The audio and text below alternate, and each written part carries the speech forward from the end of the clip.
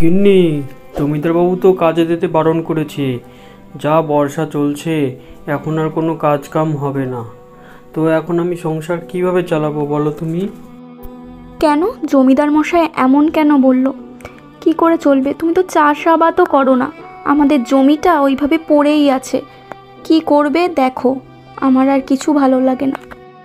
আমাদের ওই জমিটাতে তো কিছুই ফসল নেই। কিছু কচু গাছ লাগানো আছে, তাও সে অনেক ছোট। যখন বড় হবে তখন বিক্রি করব। তবে কাল একবার গিয়ে ঘুরে এসে দেখি কি অবস্থা। যেটা ভালো বোঝো সেটা করো। অনেক বেলা হয়ে গেল, আমি আবার গিয়ে রান্না চাপাই, না হলে দেরি হয়ে যাবে। বাহ, জমিতে তো অনেক দিন আসা হয়নি, কচু গাছগুলো তো বেশ বড় হয়ে গেছে। বেশ ভালোই লাগছে দেখতে। মাটিগুলোকে একটু খুঁড়ে দিই, তবে গাছগুলো একটু তাড়াতাড়ি বড় হবে।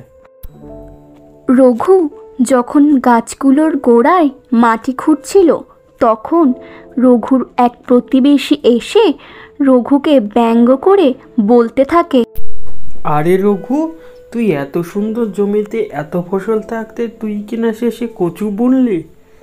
হায় কপাল! এই জন্যে বলি যে সময় থাকতে ফসলগুলো বুনতে হয় কীভাবে একটু শিখে নে। তা তো শুনবি না। এত ব্যঙ্গ করো না আমায়। আমি যা পেরেছি তাই করেছি। ভগবান না করুক এই কচু শাকই না তোমার দিন কাজে লেগে যায়। ঠিক আছে, চলি রে আমি।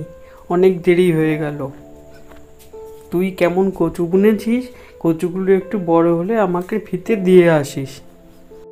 বলছিলাম কি রঘু, তোমার কচু বাগান তো ঘুরে এলাম, দেখলাম বেশ ভালোই হয়েছে।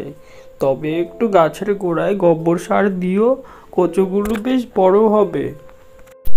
ঠিক আছে জ্যাঠামশাই, তোমার কথা মতোই আমি কালকে গিয়ে গোবর সার দিয়ে আসবো কচু গাছের গোড়ায়।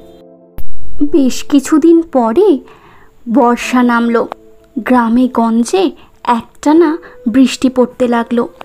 রঘু এই ফাঁকে গিয়ে তার ক্ষেতের মধ্যে যে কচু গাছগুলো সব থেকে বড় হয়েছিল সেগুলো কেটে নিয়ে আসলো। আর বৃষ্টি একটানা হতে লাগলো।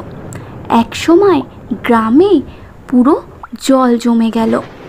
কিন্তু তার আগে বুদ্ধি করে রঘু কলা গাছের ভেলা বানিয়ে তার উপরে কচু গাছের পাতা বিছিয়ে দিল। সেই বৃষ্টিতে গ্রামে গঞ্জে জল জমে গেল, এক প্রকার বন্যাই হলো। যেই ভেলাটা রঘু বানিয়েছিল সেই ভেলা চেপে সে তার সেই জমির কচু গাছ বিক্রি করতে লাগলো। কারণ সে জানতো এই সময় চারিদিক ডুবে গেছে, কেউ কিছুই বিক্রি করতে পারবে না। তাই সে কচু গাছের ডাঁটা নিয়ে বিভিন্ন জায়গায় ঘুরে ঘুরে বিক্রি করতে লাগলো। কচু শাক নেবে গো? কেউ কচু শাক নেবে?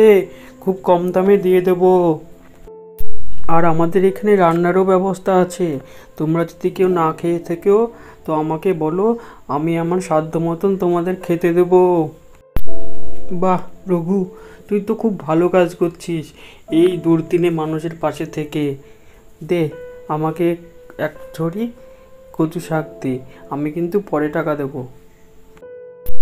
তোমাকে টাকা দিতে হবে না, তুমি আমার কাছ থেকে একদিন ফিতে খেতে চেয়েছিলে, এটা না হয় সেটাই হয়ে গেল।